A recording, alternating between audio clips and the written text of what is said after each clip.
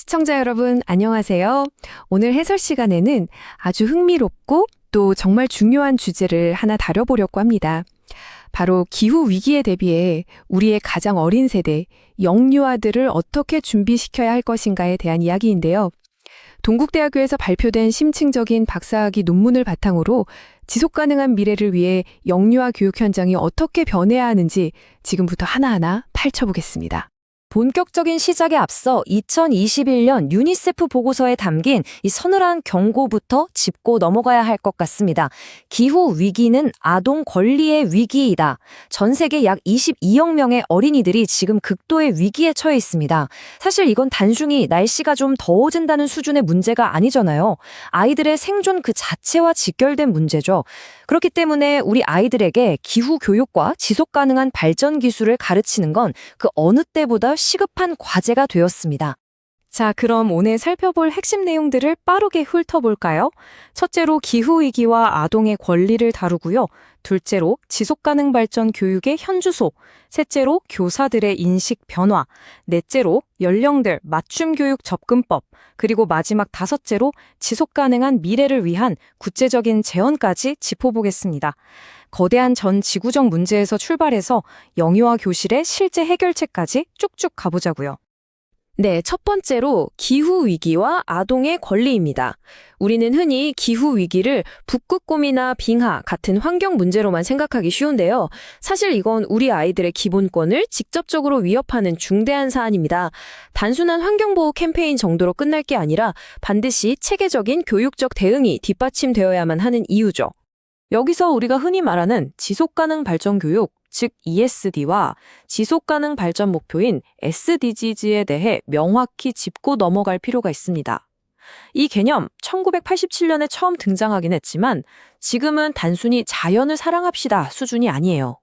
학습자가 환경 보전과 공정한 사회를 위해 스스로 현명한 결정을 내릴 수 있도록 역량을 길러주는 체계적인 교육입니다. 유엔의 2030년 목표를 달성하려면 이 교육이 아주 어린 유아기부터 뿌리내려야만 합니다.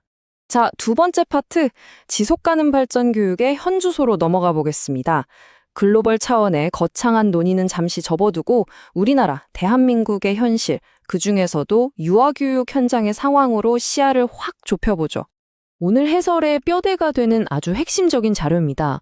2023년 동국대학교 고가원 박사의 학위 논문인데요.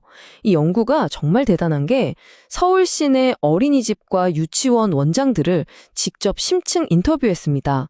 지금 우리의 유아교육 시스템에 도대체 어떤 빈틈이 있는지를 현장의 목소리를 통해 샅샅이 찾아낸 아주 가치 있는 연구입니다. 이어서 세 번째 파트, 교사들의 인식 변화입니다. 교육 현장의 진정한 영웅들은 결국 선생님들이잖아요. 그런데 이 선생님들이 아이들을 가르치면서 도대체 어떤 예상치 못한 벽에 부딪히고 있는지 한번 들여다보겠습니다. 여기서 여러분께 질문을 하나 던져보고 싶은데요. 이렇게나 중요한 지속가능 발전 목표, 교사들은 왜 교실에서 적극적으로 실행하지 못하고 있었을까요? 이게 바로 거창한 글로벌 목표와 매일매일 치열하게 돌아가는 현장 교실 사이에 존재하는 뼈아픈 단절을 보여주는 대목입니다. 인터뷰 결과 밝혀진 가장 큰 장벽은 놀랍게도 교사들의 의지나 열정 부족이 절대 아니었습니다. 답은 아주 단순했어요. 바로 초기 정보의 부족이었죠. 2019년에 누리과정과 표준보육과정이 싹 개정되긴 했는데 아쉽게도 이 지속가능 발전에 대한 구체적인 가이드라인이나 개념이 명시적으로 쏙 빠져 있었던 겁니다. 아예 배운 적도 들은 적도 없는 내용을 현장에서 알아서 가르칠 수는 없는 노릇이니까요. 그런데 연구 과정에서 진짜 유레카 같은 흥미로운 변화가 일어납니다. 교사들에게 이 교육과 관련된 짧은 동영상을 보여줬더니 분위기가 완전히 반전된 거예요. 개념조차 생소해하던 선생님들이 단숨에 이거라면 우리도 현장에서 충분히 할 수 있겠는데? 라며 엄청난 확신을 얻은 겁니다. 결국 핵심은 선생님들을 위한 초기 교육이 얼마나 절대적인 기반인지 완벽하게 증명된 순간이었죠. 네 번째, 연령별 맞춤 교육 접근법입니다. 선생님들이 가르칠 준비가 되었다면 이제 아이들 나이에 맞게 이걸 어떻게 적용해야 할지 알아봐야겠죠? 여기서 아주 재미있는 대비가 나타납니다. 0세에서 2세 영아들과 3세에서 5세 유아들은 접근법이 완전히 달라야 해요. 어린 영아들은 놀이를 통한 체험과 행동 모방에 초점을 맞추는 반면 3에서 5세 유아들은 놀랍게도 직접적인 개념을 배우고 조금 더 넓은 시각을 가질 준비가 되어 있다는 겁니다. 0세에서 2세 아이들 먼저 볼까요? 이 시기 아이들에게 복잡한 환경 이론을 가르친다? 완전 무의미하죠. 그보다는 양치질할 때 물을 잠그거나 장난감을 함부로 던지지 않고 소중히 다루는 일상적인 습관, 이런 걸 선생님의 행동을 통해 자연스럽게 모방하고 놀이로 흡수하게 만드는 게 100배, 1000배 더 중요합니다. 하지만 3세에서 5세 유아들의 누리 과정은 이야기가 다릅니다. 인터뷰한 선생님들의 공통적인 의견이 뭔지 아세요? 이 나이대 아이들은 자원 절약이 왜 필요한지, 환경 보호가 뭔지 충분히 이해할 만큼 생각보다 아주 성숙하다는 겁니다. 그래서 이 중요한 내용들을 국가가 주도하는 교육과정 목표에 공식적으로 아주 뚜렷하게 명시할 필요가 있다고 강력하게 요구하고 있습니다. 자, 어느덧 마지막 5번째 지속 가능한 미래를 위한 재원 파트입니다.